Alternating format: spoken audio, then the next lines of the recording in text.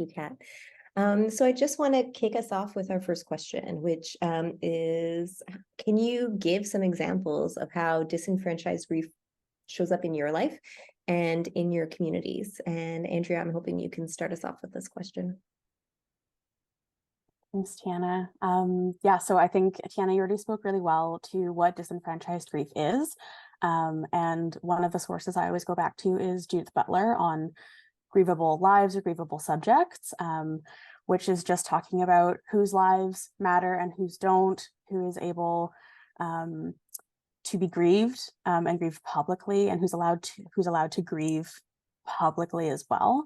And we're seeing this very much in the Israel-Palestine genocide. We're seeing this around trans folks, Black Lives Matter, all of the oppressed communities are having their grief disenfranchised. So also wanting to say that, like, I've come to this through Judith Butler, but marginalized communities have been having these conversations since at least colonization. So wanting to just uplift that. And I'll also just quickly say things like the high rates of suicide for trans folks, which, like, we need to highlight, which is not an inherent thing about being trans. It's what happens when you are consistently discriminated against. And, you know, it's made to sound inevitable. It's made to stop us talking about being trans and all of the discrimination that comes with that. Disabled folks in particular also aren't able to grieve things like new disabilities or less independence because our lives are already made to sound like a burden. And so then we can't express grief or loss or fear without feeding into a larger narrative of whether we're worth being allowed to live. And we can see this in the neurodivergent community, the queer community. It's an extremely intersectional issue. So just wanting to invite everybody here to think across intersections and apply it where you are seeing it. Thanks. Thanks, Andrea. Rae, can you follow up on that one? Yeah, definitely. I see this show up in so many places, like locally and on a grand scale, in DC in particular, and across the US and across the world. Echoing what Andrea said about trans folks struggling with suicide rates, and also like Black trans women in DC like continue to get murdered, and it's just something that happens, and business goes on as usual. In addition, in my communities in particular in DC, we're still living that COVID cautious life, and a lot of places are just existing in a post-pandemic world, and like we are beyond the first phase of what happened when COVID came around.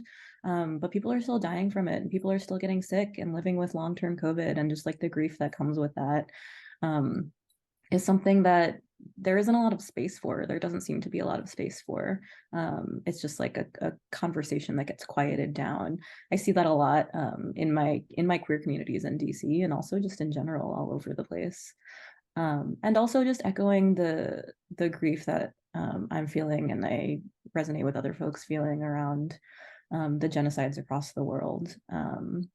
In particular, like as a Jewish person, I connect to the genocide that's happening in Israel and in Palestine, and also the deaths in Israel in a very specific way, related to how I exist and how I move through the world. And the grief that comes with that, really, it's some of the heaviest grief I felt in a while. And these are all different types of grieving around deaths that feel like I'm not supposed to necessarily be feeling, or it feels collectively like we should be just working through and living through and existing through, because it might not be personal in the same way a parent or someone else like that is.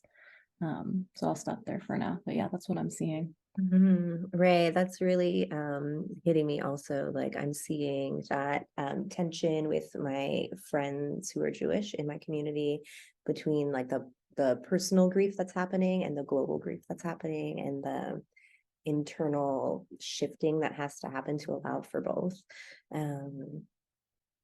Yeah, my heart's with you. Meredith, can you tell us a bit about how you're seeing disenfranchised grief show up in your life and your communities?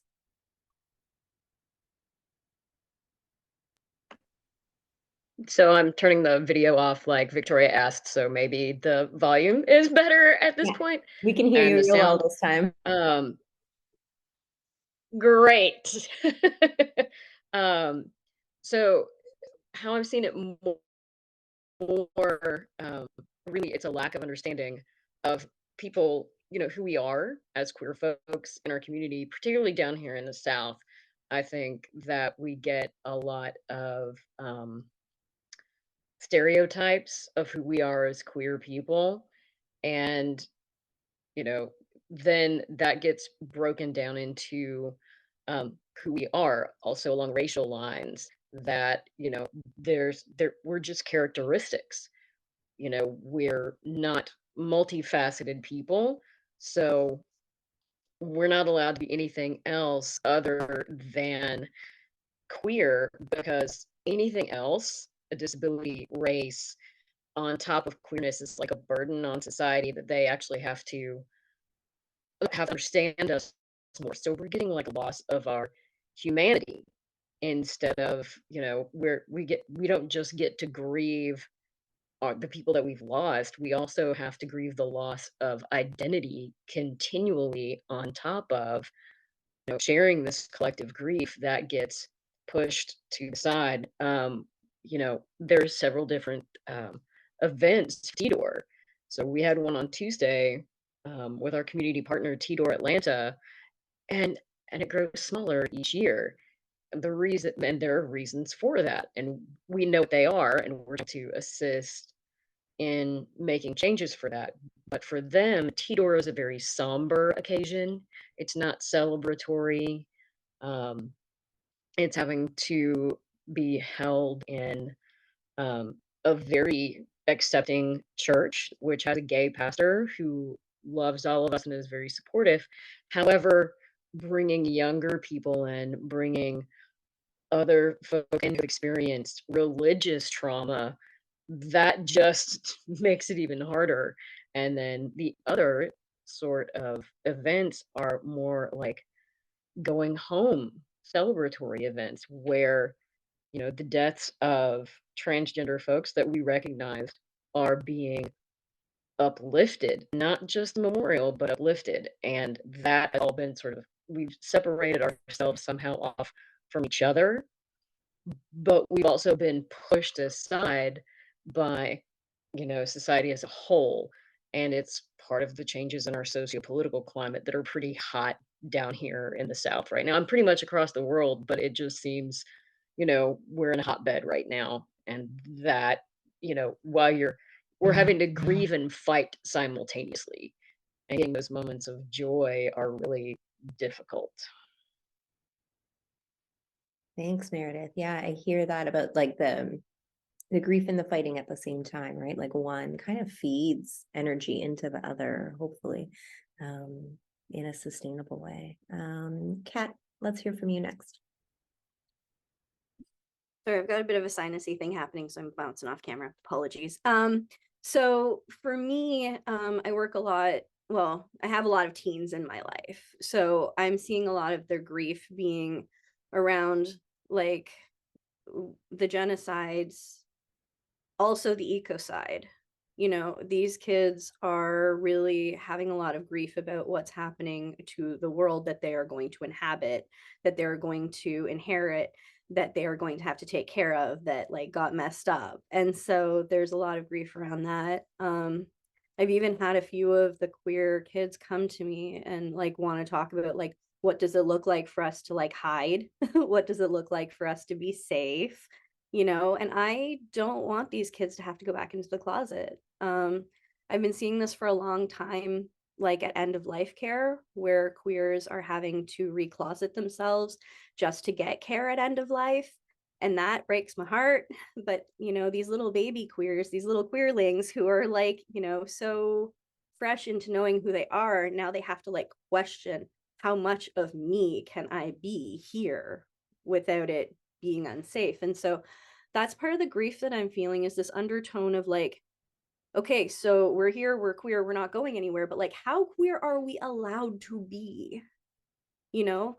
And then when, you know, I'm sorry, I forgot who exactly said it, but the marginalization, the additional marginalization. So like, if you're queer, that's one thing, but if you're disabled and queer, that's another thing, right?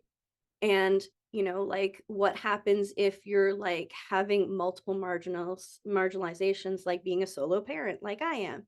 So like, I have like multiple levels of barriers to even get support. So where are the places that I have to closet myself to get support? These are the questions that are, you know, coming back to me right now.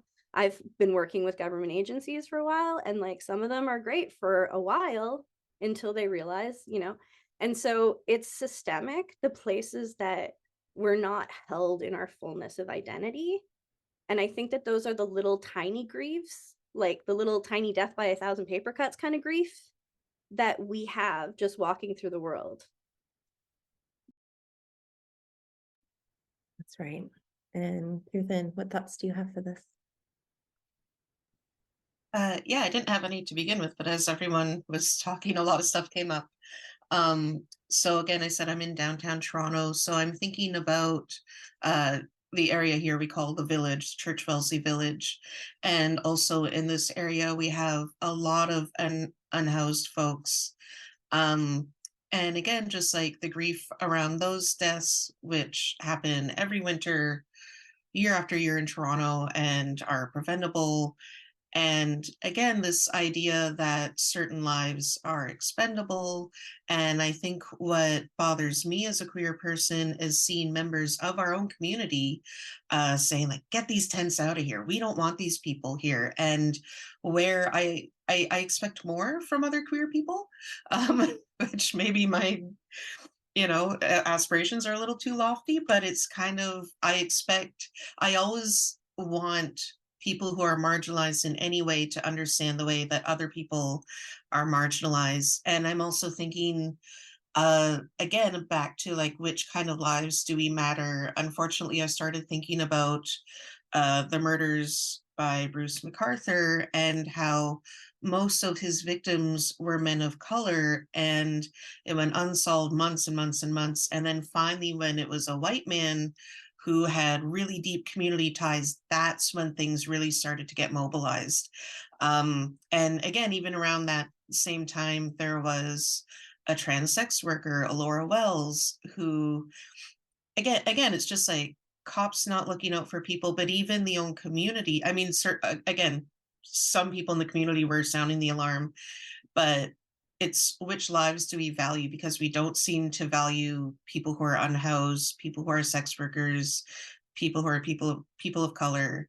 So I would hope that as queer folks, we can extend our empathy to other people. And I realized in my intro, so I am very white passing, forgot to mention I'm biracial. So that's very important to me because, and I used to say, oh, I'm half Punjabi, but I'm not half anything. I am all of me all the time.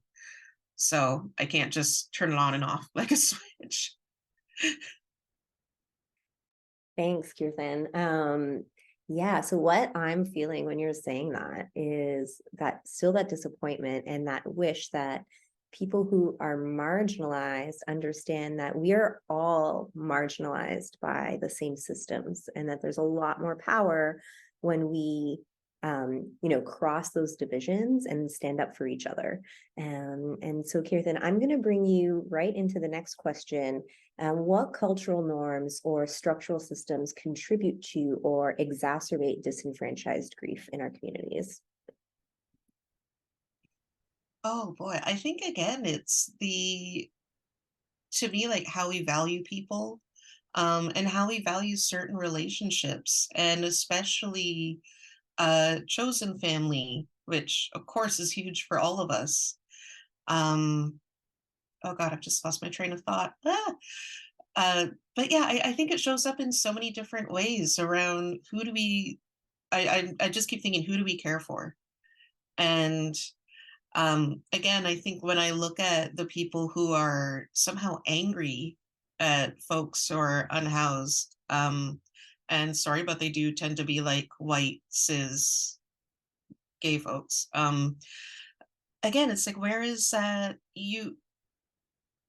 if you've experienced that marginalization in other ways, why can't you understand that folks are being marginalized in these other ways? But yeah, I think again, just who we value as people shows up in who we grieve, and also kind of how much grief, because I find, again, especially in my neighborhood with lots of sex workers, it's almost just like an expectation, like, oh well, it's a dangerous thing, instead of, well, why aren't we protecting everyone? Yeah. Yes. And Kat, I'm going to bring this question right to you next. Okay. So can you just rephrase the question one more time? I just want to make sure I'm getting the Yeah. point. So the question is about the cultural norms or structural systems that bring disenfranchised grief into our communities. What allows it to happen? Yeah. I think that a lot of it. Okay, so there's two things that I want to touch on. One is lateral grief or lateral violence in our communities. We've all been harmed as queer people, and unfortunately, sometimes there's lateral feelings that happen, and we end up wounding each other. And because the system has wounded us, we sometimes feel the wounding of someone else in our community being the wounding of the state or the system. And so I think that we need to like detangle those 2 points first. And I don't think that's going to be done during this conversation, but the structures that are making the lateral violence happen within our communities is because we're not being held by the larger community in a good way. So like I'm looking at things like hospitals, hospices, churches, like I am looking at those places that we've been told historically that we don't matter. If you are polyamorous, you have a hard time getting your multiple partners at your bedside. If you want them there, you have a hard time getting your girlfriend through the door because they're not your husband. Like there are these different things that exist that are barriers to us even getting the support that we need. And I think that those are the structures that we need to start looking at, because it's great for a Christian church to say like, hey, we have inclusive policies, right? But that doesn't undo all of the history that has been done to our people by different religious groups, right? And so I'm not just labeling this as a Christian problem. I'm saying it's a multi-systemic problem. And the way that we can get through all of this is by not othering people. That requires understanding like our own humanity first. And so that goes back to that lateral grief, lateral violence part. So it's like, if we understand ourselves and we can hold compassion for ourselves, then we can find someone to ally with to help make those structures better when we have to face them. So finding a death doula who's queer, who can then advocate for you in a polyamorous relationship if you need to get bedside access. These are things that do exist, but there's so many people who don't even know that these resources exist. And so the lateral violence persists. I think that's kind of what my feeling is around the systemic and lateral that's happening in our communities. I really just think that a lot of it has to come down to what is our humanity around this and what is the other person's humanity around this. And if we're understanding each other, great. And if we're not, I'm not going to stay in a place that I'm being denied my humanity. But there's not many people who can just walk away from systems. So that's kind of the thing. It's like, how do you escape the system that you're in and advocate for yourself at the same time? That's its own level of grief. Yeah, I hear you. And I see big nods from Meredith, and I'm going to take it to you next, Meredith.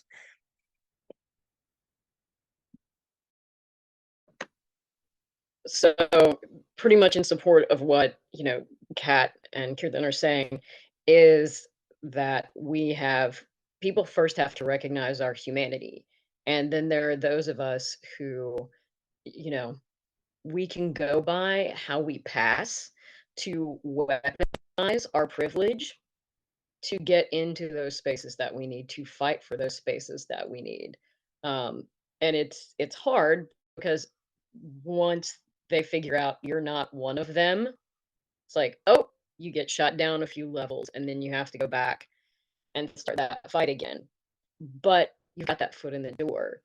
And that's it gives us we have to find allies that can also weaponize their privilege for us.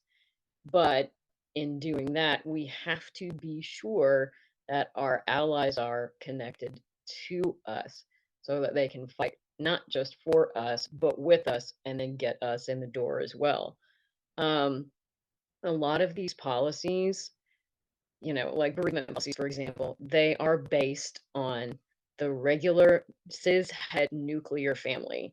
And some of them do allow for same-sex marriages, quote unquote. But also the problem with that is that what if you're not married yet? How do you get that partner in the door? Again, going back to Kat's point, how do you get your other partners in the door when people aren't recognizing, that we are human beings, that we do have a chosen family? Our chosen family is sometimes our nuclear family, and they're not allowed through the door. And we need to find these resources where we have these checklists and things that, legally say these people can come through the door. These people can be at my bedside. These people are in charge of my dying and death care. You have no, rights here. We have the rights. And it's very hard in this climate where we're being fought against because we are, quote unquote, not the norm, where we are apparently sort of, this anomaly, something that's going to take over the world. No, this is not pie. Grief, dying in death care is not pie. We can share it. There's more that, like, we have baked so many pies for our own community that we have more than enough to share with each other and share with everybody else. This is not, we've created a potluck for ourselves to share in our communities, to take care of each other. And to be honest, we're the people that are taking care of the cis het people in hospice, in hospitals, in dying and death care. You just don't know we're there because we can't be out. But we have been taking care of you for decades, for probably even hundreds of years. We've been caretakers. And that's the problem. We have not been recognized as caretakers. We have not been recognized even as human beings. So what this does is it shows us a need for queer-centric businesses that understand our relationships and honor our traditions. And that is, we have to still fight for these things, create these things, and also society expects us to be open and accept everyone else. So there's that on top of it, I guess we're just, going to share some pie and some weaponry. I like that. Pie and weapons, why not? It's like the classic old movie trope of baking somebody who's been imprisoned a pie with a nail file in it, I like that symbology in my mind. Andrea, do you have anything to add about this question? Yeah, thanks, Tiana, and everybody for your answers so far. I'm going to probably bounce between a bunch of answers that have been given already. I think whenever I'm thinking about systems, I'm thinking about intersectionality, and one of my favorite people to cite is always Dr. Kimberly Crenshaw, who coined the term intersectionality in 1989. Highly recommend checking out her work. You can read her actual work, or she's also got videos, so it's very accessible. And yeah, so I always come back to just interconnected systems like colonialism and white supremacy, capitalism, cis heteropatriarchy. Like, it's a laundry list that we kind of rattle off every time. And I'm always just struck by, like, it's always the same systems. Like, we're still here. And these are the systems that we're up against. And, when we're talking about things like, I think it was Kat talking about like a hospice policy, it trickles all the way down from the really big systems and like the global powers to a hospice policy. And so just wanting to like highlight working at different scales, looking at what is our biggest sphere of influence, what can we control, what can we access to create change. And I've been thinking a lot about collective care or community care. I've been finding for a long time that like language around therapy or mental health, and like, you know, they're always Western models of mental health, particularly white, are really being weaponized, where it's like, you know, I'm just going to take care of me. I can't handle listening to the news. I can't be there for anybody. And like, I get it. You don't need to have the news on for 4 hours a day and just, you know, put yourself into a coma, but like engage. And it's really difficult because like the whole point that like these systems want us to shut down. They want us to disengage and be overwhelmed. And that's kind of the human response to what's happening around the world. Like if you are not dysregulated, like you're supposed to be dysregulated. I've seen a lot of really good mental health practitioners talking about this. That's what happens when you're witnessing genocide or oppression, all of these things. So I always try to like plug back into like, okay, like who has power? What do they want? Do they want my silence? Do they want my complicity? And I try to find just like even small, tangible ways of getting myself out of a frozen state. And I think everybody's kind of touched on the concept of privilege. And I'm so sorry I don't have a source or a particular person to cite. I've had it like as a concept shared through multiple teachers for me. So if anybody has a citation, please share it. But I'm thinking particularly around the idea of being a traitor to your privilege. We've talked like there's like allyship, there's you know, accomplices is often like a more active word. But like when we're in a position of power or privilege, it can feel really easy to be trapped or to feel trapped there, and power doesn't always feel powerful. But like thinking through the situation enough to betray your privilege is really powerful. And like privilege and oppression are not always mutually exclusive, like within one person. So like I'm white and I have a lot of privilege there, and it doesn't mean that I'm not oppressed and marginalized in lots of other ways. But often when we're in a marginalized place, or we've kind of become attached to our marginalized identities, we're really quick to abandon the places that we do still have privilege and power. And just because like I've been oppressed or hurt in the past doesn't preclude me from going forward and doing harm myself to somebody else. And so I think just being able to hold all of that complexity and thinking through it at a systems level about like, at the end of the day, who's benefiting from this, who is making money, is just how I always like to navigate these conversations. Thanks. Thanks, Andrea. And just a quick note to everyone, I found a source, not an original source, but a document describing all of these things, and I've added it into our resource file, which I will be sharing with everyone here at the end of our question period.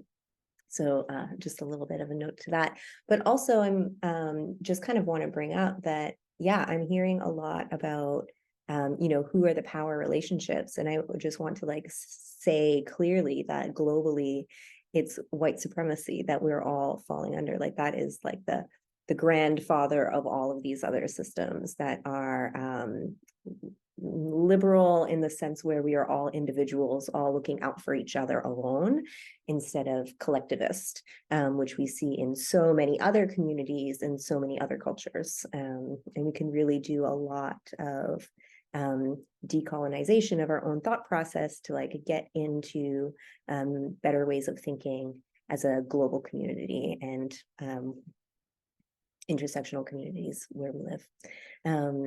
Rae, I don't know if I've covered everything you were about to say, but let's hear from you also for the last part of this question. I think just briefly, yeah, I really resonate with a lot of things that a lot of folks said. And I think just briefly, like one way that this really like concretely shows up for me, especially in terms of like cultural norms around disenfranchised grief, is that, like when you see someone the first question is, "Hey, how you doing?" And the expected answer is, "Oh, I'm doing good, I'm doing fine." And I ran into a friend on the street yesterday, um, we did that exchange, and she goes, I think I'm just going to stop asking people that question, because it just feels so loaded right now. And I've noticed that, like, in particular in my queer communities, like that's where it's starting to become not a question that we just ask, or it's a question where we're expecting more of an answer, more of an honest answer. But I think like when we have that conversation with someone just like on the street or someone we don't really know, it's so much easier to fall into that like typical like, "Oh, I'm good, and you?" "Yeah, doing great," like kind of just like disenfranchising ourselves and just assuming that we need to have the exchange end there, otherwise it's like taboo and it's beyond what we're supposed to be talking about. um and I think that's really just it, that I just like, I feel that feels to me like a very like real way that this shows up.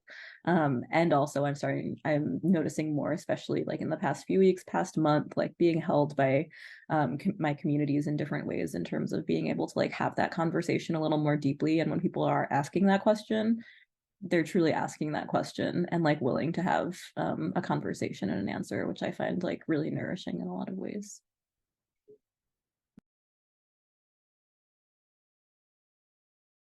I was muted. Rae, I'm going to bring you as the first one to answer this next question, which is our final question. I'd also just want to note to the panelists that I'd like to save a bit of time for audience questions, so be a bit concise with this one.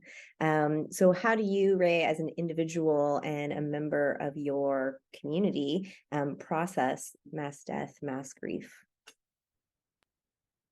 For me, like as other folks have said, like for me as well, like all of my identities are really, really intertwined into who I am. So like being Jewish and being part of Jewish communities is like a huge part of how I exist and also a huge part of how I grieve. And Jewish people don't mourn alone. Like we very explicitly have in our practices that like we mourn together, we grieve together in groups. Like there's a very holy prayer that you're supposed to say when someone very dear dies, and you're not allowed to say it unless there's at least 10 people together. Like otherwise you're not supposed to recite it out loud. We have practices of sitting Shiva where we spend a week where people are supposed to visit us and hold us and be together. There's also a practice called Shloshim, which is a period that starts 30 days after someone dies, and that's been restarting for a lot of folks every single day, starting 30 days after October 7th. And we've just been grieving and grieving and grieving and holding that practice over and over. So for me, that's one like really big way that it shows up. But also like, and like as part of queer communities as well, like we hold vigils, like we hold this in community as well. Like we come together, like even, I mean, after like the Pulse shooting so many years ago, in DC, my community was just out in the streets like mourning and grieving together, and just like being there in space because we needed to be in community with each other. We needed to do that in order to hold each other. And like just having grief circles, having spaces for like smaller spaces where we can come together and just talk and just listen to each other and like hear where we're at and like give space for each person to just share where their grief is at, and just really like take some time to like center each of us is something that I've been doing both in like queer and Jewish communities lately. That has also been like really, really helpful and needed for me. And I've just found that, yeah, just like it's not individual, like it's very community oriented. And I don't think I'd be able to sustain grieving alone. I don't think I could do it. I think some like grief is incredibly personal and we all feel it in ways that like are sometimes impossible to like share with other people or resonate with other people. And in some ways, like for me in particular, I just need that community. Like I need to be able to know I can lean on folks and have them lean on me so that we can keep doing this collectively, and we're in this together. Thank you, Rae. Beautiful. Meredith, what are your thoughts?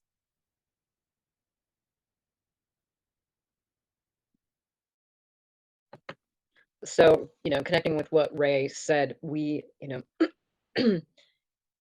I've found myself in a space where people are coming and saying, "Will you help me create this space? Will you help me connect with these people? Will you help hold space for us?" And fortunately, one of the bars in which we performed, the one that actually held the Death Cabaret last night, Red Light, has been giving us space, free space, on Sundays to create our own memorials in the ways that we choose, you know. Um, and they're not just memorials, they're also celebrations. We have moments of joy and laughter and connecting and, memorializing people that we love in incredibly uplifting ways for each other. And we're fortunate in that. And then, like last night, we create a space within a space. So in the back of Red Light, if the show becomes too much for an audience member and even a performer, we give that person space to go back there with a facilitator. It's cordoned off. It's like a little, Michael calls it a blanket fort. It's a red velvet blanket fort where people can go, and that includes the performers. If they are overwhelmed in the middle of their performance, they can walk off stage, have a facilitator, and go back there. And, no one is going to think anything other than something positive, that they're going to wish them well. The beautiful thing is that through the privilege that so many of us have, including myself, I can open up these spaces. I can share these, uplift others with our collective grieving, and work with our community partners to do so. We're helping Tidor Atlanta change Tidor from a somber occasion into, helping with the harm reduction, preventing these deaths, where we don't have to mourn, but we can also celebrate. And that is where we are. I love that. And I love, hearing about just like the access that you give to people in your communities, like in that moment, just for something to come up spontaneously and to be ready for it. That's beautiful. Kat, what are you thinking? Unfortunately, I'm going to take us a little bit down for a second because Meredith was really inspiring. I'm going to talk a quick second about being a psychopomp, which is part of my spiritual calling. And so a psychopomp is a person or an energy or an entity or a deity that becomes aware of the soul after it leaves the body and does some sort of ritual or process to help that soul get to the gates of the land of the dead. You can take that however you want. I don't care if you believe it or not. It's something that I have been doing my entire life, and I teach other people how to do it safely, because walking in both worlds is hard. And so how this is kind of the thing that really hurts my soul about all of this, is that there's always a genocide happening on this planet. It is horrific. And as a psychopomp who will oftentimes do something called bilocation, which is I'm here, I'm able to process being here, but at the same time, I'm getting a flood of memories as if I'm in some war zone and all of these people's bodies are just. And so I'm there receiving that information, taking those souls with me so that I can then do ritual later. And so I have that level of grief. I have also the level of grief of, as an animist, I am acutely aware of the souls of the trees and the animals around me. So when there are the BC fires every year where I live, guess what I feel? All of that grief as well, of all of those animals and the trees. So my grief is really heavy. And unlike Rae, I don't have a community to grieve with. I had to create my own. So I have 2 online communities on Facebook that are for psychopomps to hold space for their own grief. And so that wasn't something that existed before I created it. It exists now, which is great, but I'm still the one holding it. So I can't always process my whole extent of grief there. what else am I doing to help my community with their mass grief is I'm an active listener at lots of queer events in the city. I'll show up and I'll be like, hi, this is a safe space for when all of this surrounding stuff gets too much. Come see me. We'll ground you. We'll get you back and ready to like go back and deal with this scenario. But when you're in the thick of a protest, you need to know that there are active listeners there for your benefit, and that rather than pop off on the other side of the protest, come find one of the active listeners.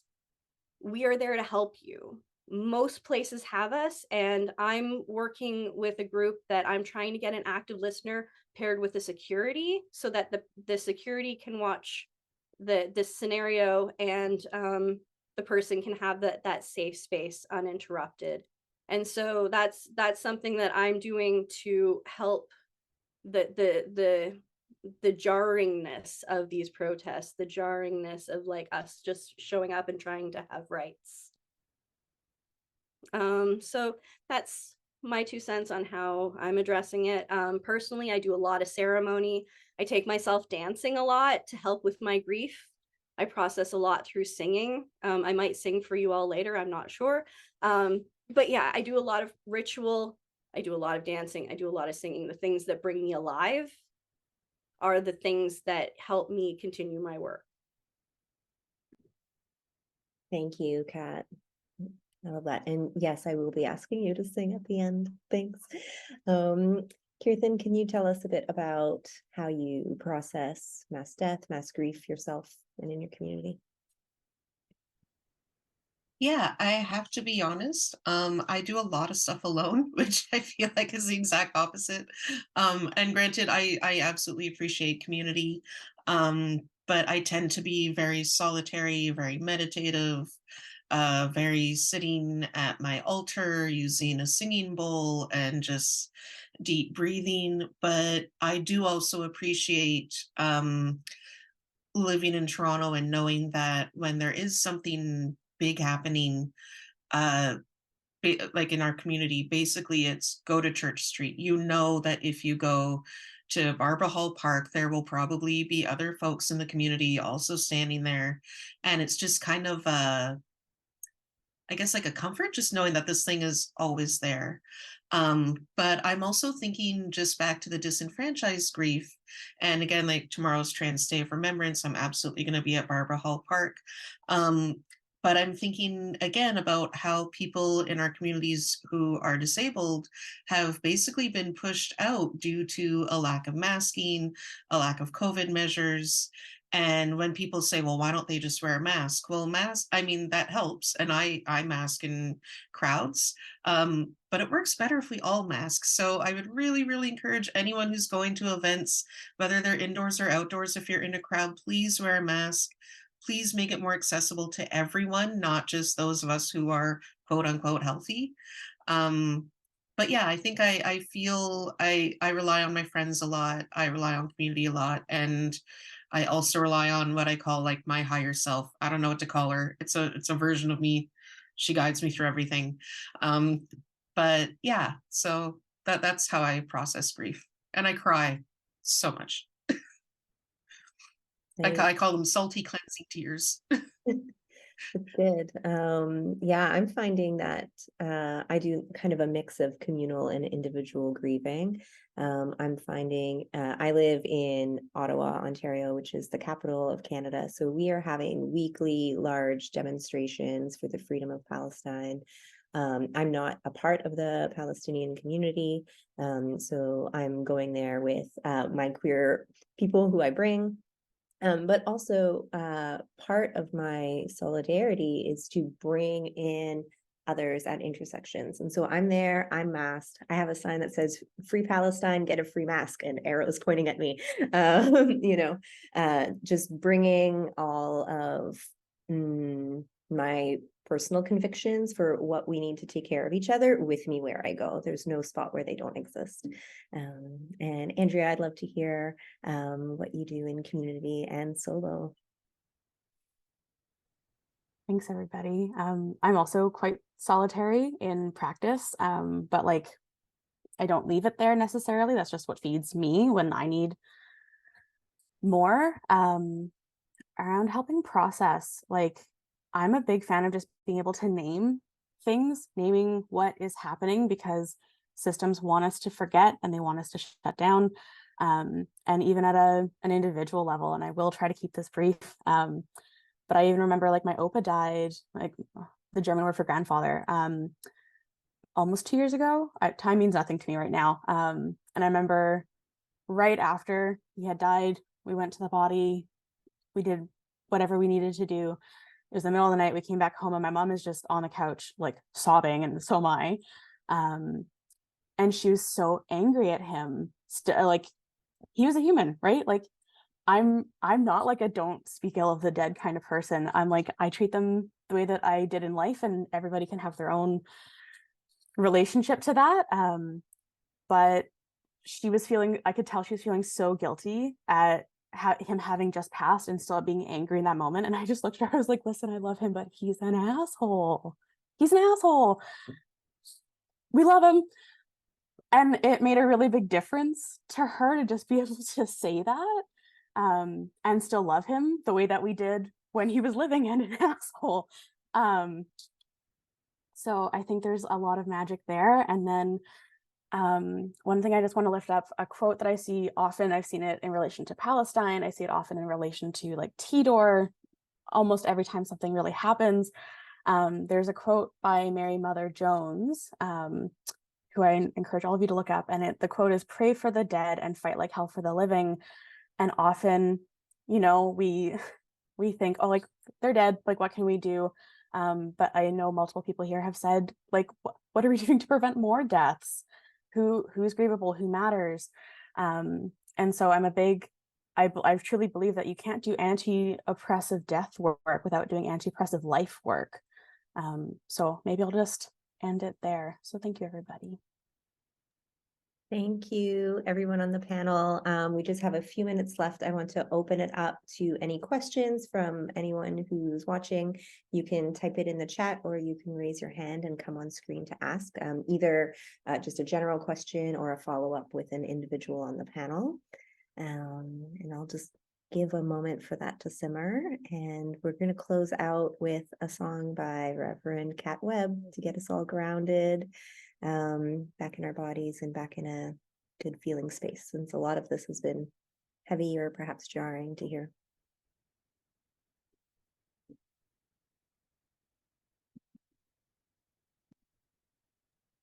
While we're waiting, can I just add that over the years, as I've learned more about the Jewish way of death, I think like that is the way I think it should be for most people. Like just the concept of sitting Shiva, the concept of like, you don't even look in the mirror because how you look right now does not matter. I mean, obviously, again, being Punjabi, like community is everything for us.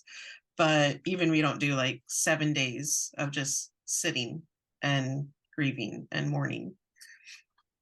Mm-hmm. Yeah, it's really beautiful. Yeah. Mm-hmm. I'm not seeing any questions or hands up. Victoria, has anything come to you? No, there's nothing. Right, quiet. No, But no, I haven't. Yes. great. So I'm going to ask Kat if you can lead us in a grounding song. So I named my ministry Love Transforms because I really feel that love is the only thing that's going to solve any of what's going on in the world. The more we other ourselves and tell ourselves that we're bad, the more that we other the other person and tell them that they're bad. You know, there are terrible acts that are done in this world, and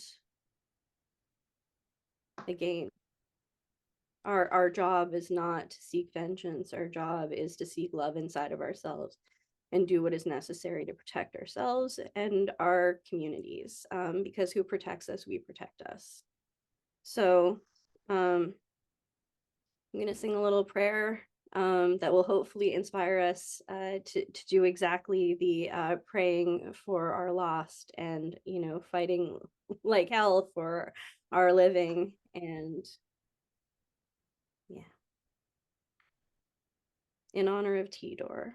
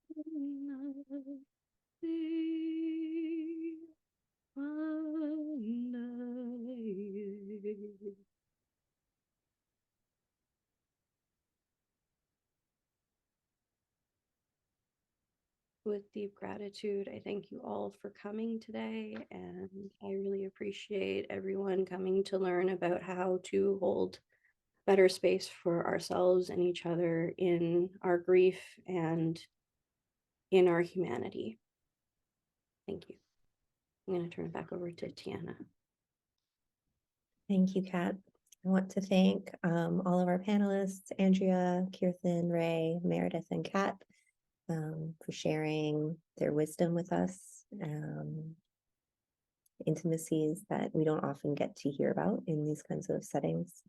I want to thank again Joe and Victoria for organizing this conference. It's a beautiful space for us to come together in.